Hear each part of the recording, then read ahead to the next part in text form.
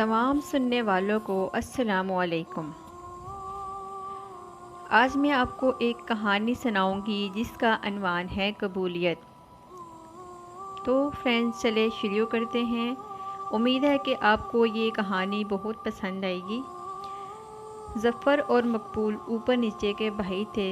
ज़फ़र की पैदाइश के 2 साल बाद ही इसका बाप मर गया और मकबूल अपने बाप की मौत के कुछ माह बाद पैदा हुआ तो दौरान ज़िंदगी इसकी माँ भी मर गई।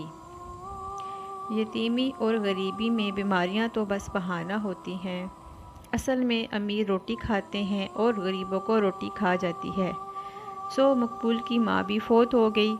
हमारे माशरे में गरीबी बज़ाते खुद एक गाली है, ऊपर से यतीम और मस्कीन दोनों भाइयों की खूब मट्टी पलीत हुई। एक दूर के मामू अपने गांव ले गए और रोते रोते ज़फ़र और मकबूल 7 और 5 साल के हो गए। आज इनके दूर परी के मामू ने शहर में इन्हें एक कोठी में मुलाजिम रखवाया। महीने के महीने आकर तनख्वाह भी ले जाया करेंगे और यहाँ बच्चे मुफ्त में रोटी भी खा लेंगे और काम काज का सलीका भी सीख लेंगे। ज़फ़र की ड्यूटी साहब की बिल्ली की हिफाजत पर लगी तो मकबूल की ड्यूटी साहब के छोटे बेटे की देखभाल पर, जो बमुश्किल 3.5 साल का था। मकबूल छोटे साहब को रात भर झूले में घुमाता रहता और कुछ न कुछ खिलाता रहता कि रोने की आवाज़ से साहब और मालकिन की खलवत में असर ना पड़े।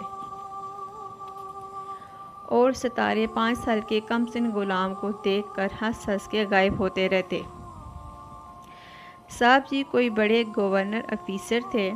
शख्सियत में रची बसी फरहूनियत और तबीयत में बड़ी करख्तगी इतनी थी कि कोई लफ्ज़ तक ना बोल सके, और दौलत इतनी कि बाड़ों काटे कम ना हो। दोनों भाइयों की तो जान जाती थी अगर साहब की नज़र भी पड़ जाए। एक दिन ज़फ़र से गलती हुई कि बिल्ली को गर्म दूध दे दिया। वो उछल कर भागी तो साहब जी ने देख लिया और वो खोलता हुआ दूध ज़फ़र के मुंह पर अंडेल दिया। रात भर कपड़े से अपने छोटे छोटे हाथों से अपने भाई के आबले साफ करता रहा। जिस जिस्म पर फूल की चढ़ी न लगी थी, इस पर ये दिन भी आना था। पता नहीं जानवरों के हकूक़ का ख्याल रखने वाले इंसान को डसना कब छोड़ेंगे। मकबूल की ड्यूटी छोटे साहब की देखभाल की वजह से मालकिन के आसपास ही होती। मालकिन भी इतनी गुस्से की तेज़ थी कि जिस्म के हज़ा की साख ऐसी कि हंसी की पोट, मगर अपने हुस्न पर इतना ज़हम कि शहज़ादियाँ भी शर्माएं। वो शायद बैरी भी थी कि अपने अलावा किसी की सुनती भी नहीं थी। आज रमज़ान की 27वीं रात थी। हर एक ने ज़ग बग लिबास पहने हुए थे। साहब शलवार कमीज़ में घूम कर मेहमानों के इफ्तार के लिए बिठा रहे थे और बराबर वाली मस्जिद में रात जगह की तैयारियां और लाउड स्पीकर की टेस्टिंग जारी थी। दोनों भाइयों की हालत काम कर करके रद्दी हो रही थी। उठते जूते बैठते लात, इनकी इतनी हस्ती ही कब थी कि कोई इन पर रहम करे। दोनों भाइयों के दिलों की गुफ्तगू साहब जी की नगमा संगी में दफन हो गई।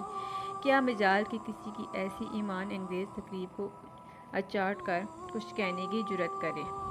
एक मेहमान ने इशा के बाद चुपके से दोनों का दरवाज़ा खुलवा दिया।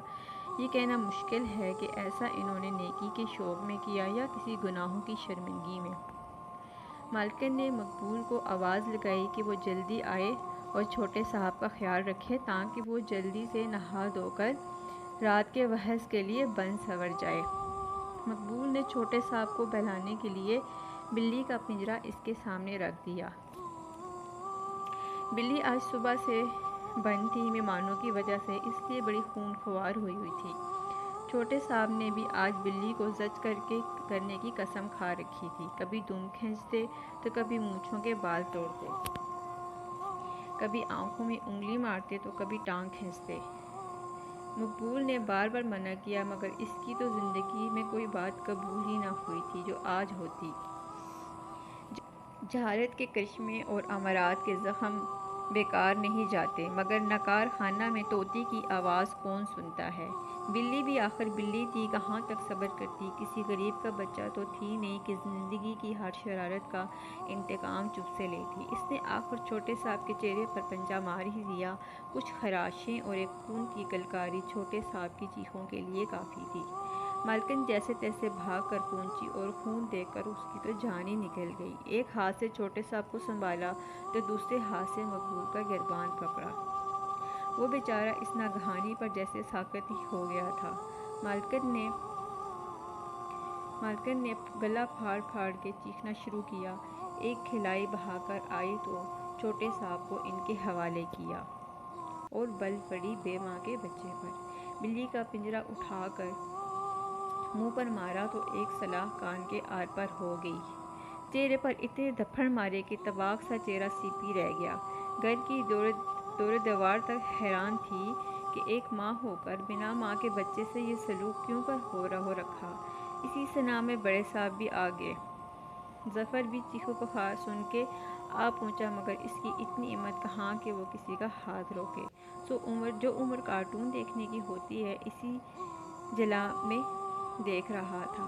صاحب جی تھے تو 50 کے آس پاس، مگر بیگم کی شکایتوں پر جنون طاری ہو گیا۔ کچھ لوگ ویسے بھی بڑھاپے میں پہنچ کر جوان ہو جاتے ہیں۔ انہوں نے گھوڑوں کو مارنے والی بیلٹ نکالی اور طاقت کی مشق مقبول کی ننھی کمر پر کرنے لگے۔ مار مار کے خون کر دیا اور گالیوں کی وہ تقریر کہ شب قدر بھی حیران رہ گئی ہوگی۔ جب صاحب جی کے ہاتھ رکے تو مقبول تقریباً مر چکا تھا۔ انہوں نے اسے اٹھا کر دوسری منزل سے نیچے پھینک دیا۔ ظفر بھاگتا ہوا گیا اور بمشکل تمام مقبول کو اٹھا کر گھر کے باہر مسجد کے پچھواڑے میں بنے قبرستان میں چلا گیا۔ صاحب جی اور مالکن چھوٹے صاحب کی مرہم پٹی اور دل جوئی میں لگے۔ ادھر مولوی صاحب نے مائک کا گربان چاک کیا اور مریدوں پر سکہ جمانے کے لیے شب قدر کی وہ کرامات بیان کرنے لگے کہ بیان سن کر ہی بخشے جائیں گے۔ اپنی کرامات کا وہ ذکر کہ اللہ سائیں کے سانجی اور حضرت محمد صلی اللہ علیہ وآلہ وسلم کے کوئی قریبی عزیز معلوم ہو۔ مقبول اپنے بھائی کے ہمراہ ایک بوسیدہ قبر پر لیٹا اپنی آخری سانسیں لے رہا تھا اور قریب میں نیم کے درخت کے نمدار پتے، جنہیں ظفر کبھی کبھار پانی دے دیتا، اپنی بے بسی پر ماتم کرتے ہوئے شاخوں کو پھیلا رہے تھے کہ حشر میں ان بچوں پر سایہ کرنے والوں میں لکھے جائیں۔ ظفر نے آسمان کی طرف دیکھا اور دعا کو ہاتھ اٹھائے۔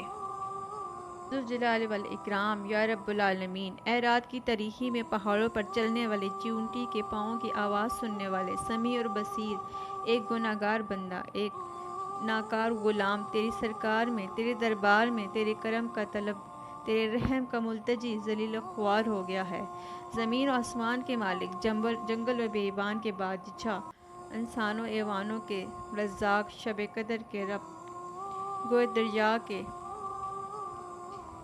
تیرا انعام بڑا، تیرے کام بھلے، تیرا رحم وسیع، تیرا کرم عتیق، میری فریاد کو پہنچ، میری دہائی کو سن، میری تڑپ کو آہ، میرے صبر کو تول، میری التجا کو سن، میری پکار کو قبول کر، خشکی اور تری کے شاہنشاہ، میری عزت بچا، میری آبرو رکھ، تو غفور الرحیم ہے، تو علیم و خبیر ہے۔